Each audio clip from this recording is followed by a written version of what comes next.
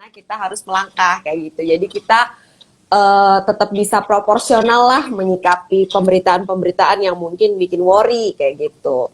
Baik Pak Fahrul, tadi saya sudah sampai pembukaan bahwa World Bank itu memangkas proyeksi pertumbuhan ekonomi global ya Pak.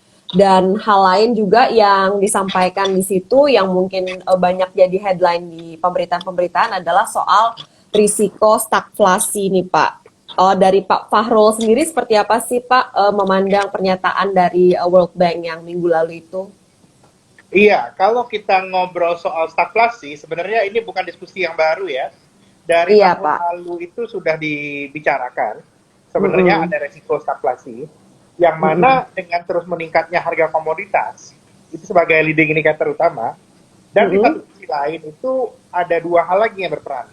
Yang pertama adalah adanya global supply chain disruption, Mm-mm. disrupsi dari Rantai pasok. rantai pasok, dari rantai pasok global itu sudah membuat tren kenaikan harga. Tapi di sisi lain yang harus kita ingat juga bahwa untuk mengubah policy dari policy yang cenderung untuk dengan mindset eranya pandemik ke policy yang policy yang berada di era endemik itu tidak gampang. Itu yang membuat Mm-mm. kalau kita lihat itu sekarang itu reaksi terhadap permasalahan yang ada di supply chain global itu cenderung lagging ya, tidak secepat respon dari pandemi. Gara-gara kalau saya lihat itu sekarang itu berbagai negara itu masih bingung. Sampai sekarang ini kalau kita lihat contohnya Indonesia, financial market di Indonesia, baik itu bond ataupun stock market, pasar saham, itu sudah melihat Indonesia sudah endemi. Itu pendapat pasar.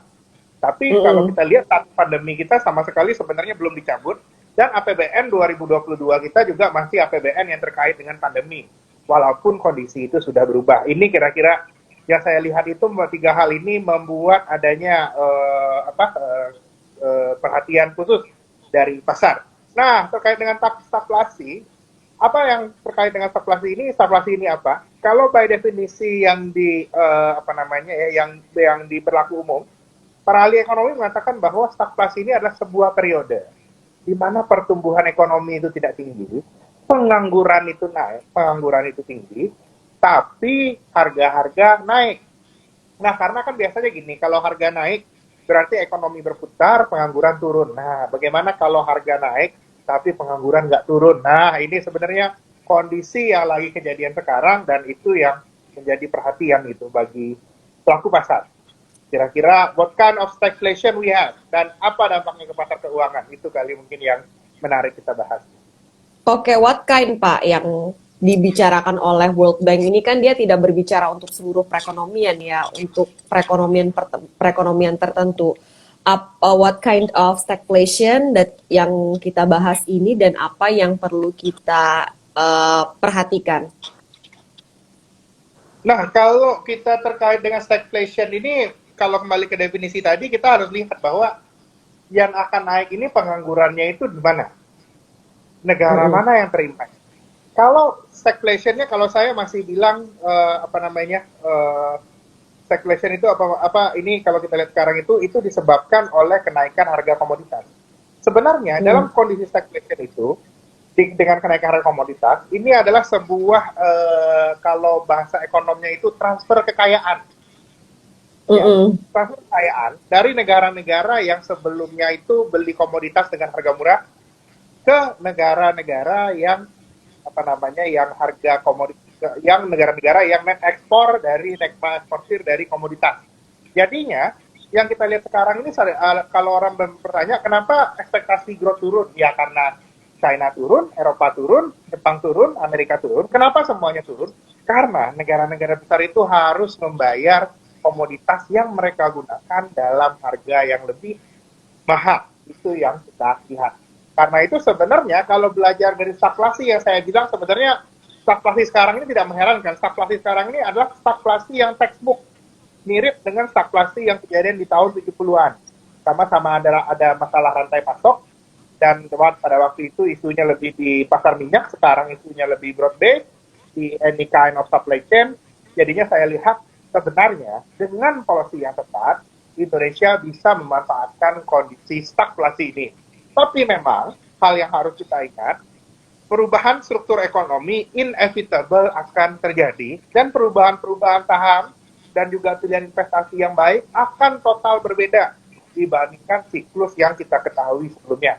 Karena kita Waduh. berada dalam perubahan besar.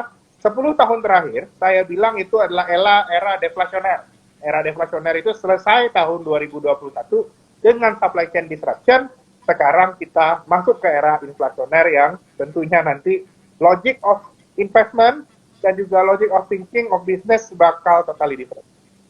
Wah, baru saya satu pertanyaan udah banyak banget poin menarik. Saya bingung mau follow up dulu yang mana nih. Tapi yang pasti sih makanya ya Pak, tadi kan Pak Fahrul bilang ini transfer kekayaan ke negara-negara eksportir. Makanya itu kalau kita lihat proyeksi ekonomi Indonesia juga dipangkas, tapi sangat sedikit dibandingin dengan proyeksi ekonomi global yang dipangkas oleh World Bank. Bahkan masih cukup bullish saya bilang pandangan dari World Bank kayak gitu. Indonesia dianggap tetap akan rebound 5,1%, dipangkasnya cuma 0,1% seperti itu. Nah, boleh jelasin lagi nggak Pak? Ini tadi terkait dengan tadi Pak Fahrul katakan bahwa Indonesia itu harus bisa memanfaatkan kondisi ini. Iya, jadinya seperti yang saya ceritain tadi, sebenarnya kalau kita lihat dampaknya ke Indonesia, saya dari tahun lalu tanyain kalau stagflation apa dampaknya ke Indonesia positif dampaknya sebenarnya. Itu yang saya bilangin, itu ada perubahan arus kekayaan ya, dari yang tadinya mereka bayar murah segala hal yang kita miliki, mereka harus terpaksa membayar hal tersebutnya itu akan lebih mahal. Nah, bagaimana kita bisa mengoptimalkan hal ini? Satu hal yang masih hilang di perekonomian kita saat ini itu adalah kita belum memberikan support terhadap sektor komoditas kita. Sampai saat ini perbedaan ekspektasi dari Trimegah dan market ya. Trimegah itu masih melihat bahwa kenaikan harga komoditas ini permanen, tidak temporer. Sementara konsensus masih lihat tahun 2023 kita bisa mengalami penurunan yang material di harga komoditas. Nah, jadinya, karena ekspektasinya itu harga komoditas tahun depan turun, tidak muncul policy yang bisa memberikan insentif untuk kenaikan produksi di batu bara ataupun di seperti yang sama-sama kita ketahui, kemarin justru ada selama 1 bulan ya, selama 1 bulan itu ada pelarangan ekspor cpo. Kalau menurut saya itu dari sudut pandang bisnis, sudut pandang investasi itu sebenarnya hal yang kurang menyenangkan ya. Yang seharusnya itu yang saya lihat justru sekarang itu bisnis-bisnis terkait komoditas itu harus digenjot kembali yang saya lihat. Karena memang ini dibutuhkan. Di satu sisi memang ada cerita dan juga narasi tentang berkembangnya ESG. Tapi di sini yang saya lihat yang kemarin juga sudah mulai diobrolin oleh delegasi Indonesia di dalam forum-forum G20 bahwa selain masalah lingkungan kita juga harus memperhatikan energi security. Nah, ini menjadi faktor penting yang harus kita lihat perubahan tone-nya dalam beberapa bulan kemarin. Bagaimana kita bisa manfaatkan ini. Jangan sampai Indonesia itu fenomenanya itu jangan sampai jadi jadi ayam mati di lumbung padi. Bahaya itu. Kasihan banget. Lumbung padi itu harusnya tempat makan ayam lengkap, tapi ayamnya justru nggak dapat makan. Karena itu kita lihat kita harus bisa mengeluarkan policy sehingga kita bisa menangkap potensi dari kenaikan harga komoditas ini. Dulu tahun 70-an Indonesia berhasil menjadi negara dengan pertumbuhannya paling cepat dunia. Average pertumbuhan Indonesia tahun 70-an itu tertinggi sepanjang masa kita di 7,5%. Itu tahun 70-an ya. Saya rasa dengan policy yang tepat pertumbuhan 6% pun sebenarnya bukan hal yang mustahil. Oke, sebenarnya 6% bukan mustahil ya Pak ya. Oh iya Pak, tadi Bapak singgung bahwa kita jangan sampai lupa juga, karena tadi Bapak katakan bahwa ini tuh kemungkinan besar permanen, bukan temporer. Nah, saya ingat juga baru ada berita kan, Australia kan semangat banget tuh dedieselisasi. Jadi power plant-nya yang memakai batu bara diganti dengan gas. Sekarang harga gas tinggi, balik lagi ke batu bara ya Pak ya? Iya, benar. Kira-kira seperti itu. Sama seperti kalau misalnya follow diskusi kita dari tahun lalu, ya orang pada ngomongin ngomongin mobil listrik, EV, electric vehicle. electric vehicle, sumber listriknya dari mana? Sumber listriknya dari stop kontak katanya, tidak mengeluarkan gas.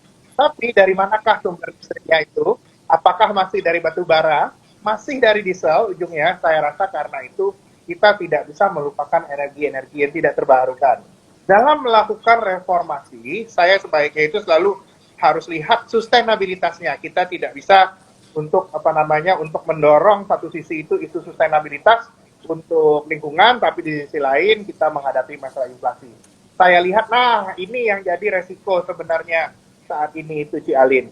Apakah Risiko Indonesia ya, Pak? ini bisa bisa cepat atau tidak? Oke, perubahan policy-nya bisa cepat apa enggak ya? Kalau seandainya kita berasumsi bahwa kenaikan harga komoditas ini bukan transitionary atau bukan temporer seperti itu, tapi kemungkinan besar akan cukup lama, kita lihat sebaiknya policy-nya tuh di lapangan kayak gimana, Pak? Kalau dari pandangan pasar modal yang diinginkan ini berbeda ya. Ini kita pandangannya agak berbeda ini. Kalau dalam public policy itu kita harus melihat bukan hanya soal baik buruk tapi juga stance dari pemerintah. Pihak mana yang harus yang diprioritaskan. Nah, keputusan yang diambil oleh pemerintah saat ini itu adalah untuk memberikan support untuk memberikan daya tahan konsumsi masyarakat.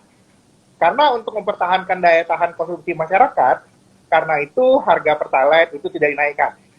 Itu memang benar untuk pertahanan konsumsi masyarakat. Nah, tapi dalam public policy itu selalu ada yang namanya itu opportunity cost. Apa opportunity cost dari policy ini? Dari policy ini opportunity cost-nya sebenarnya itu paling kita lihat itu ada dua. Dari sisi sektor keuangan, sebenarnya itu akan membuat penarikan likuiditas dari sektor keuangan kembali ke sektor real itu semakin cepat. Karena mau tidak mau pemerintah itu tetap dengan tracknya untuk menerbitkan obligasi untuk membiayai defisit APBN yang meningkatnya terutama untuk membiayai harga Pertalite yang tetap. Itu yang kita lihat ya, itu yang kejadian. Nah, itu yang kejadian sekarang. Bagaimana market memandangnya? Market memandangnya mungkin dalam satu hal memang konsumsi kita akan meningkat. Itu udah kelihatan ya dari harga saham konsumer yang sudah mulai improving. Nah, tapi di sisi lain, hal yang perlu dijawab ke depannya dan dipertanyakan oleh market adalah tentang sustainabilitasnya. Saat ini masyarakat kita masih melakukan konsumsi as if harga Pertalite tidak akan berubah.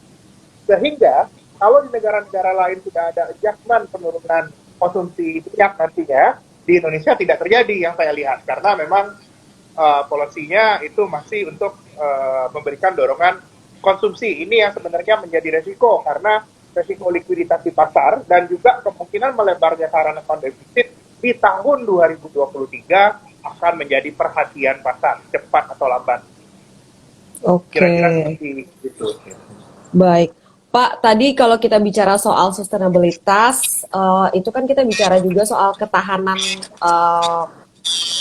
APBN kita ya Pak ya. Kalau misalnya harga minyak dunia terus naik, sekarang aja kan udah naik sekitar 50% di atas harga rata-ratanya di tahun lalu kan ya Pak ya. Nah, bahkan ada ramalan harga minyak ini akan jauh lebih melambung daripada saat ini yang wah kita nggak kebayang kalau misalnya bisa sampai, kalau di mata Pak Fahrul bisa sampai berapa dolar per barrel nih Pak harga minyak, dan kalau kita misalnya ngomongin soal tadi ketahanan APBN kita Pak. Saya lihat sebenarnya dengan dinamika yang ada sekarang, dengan tidak adanya pertambahan suplai baru, tidak ada investasi baru di perminyakan, ini turun terus. Investasi baru nggak banyak di perminyakan. Saya sih lihat mungkin kita harus ready harga minyak itu di atas 150.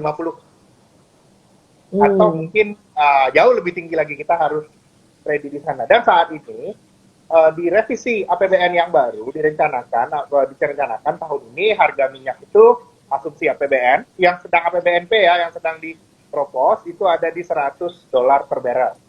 Jadinya memang ada kemungkinan upside dari kenaikan subsidi. Nah, di satu sisi tahun ini saya tidak takut karena di tahun ini pendapatan pemerintah itu tinggi.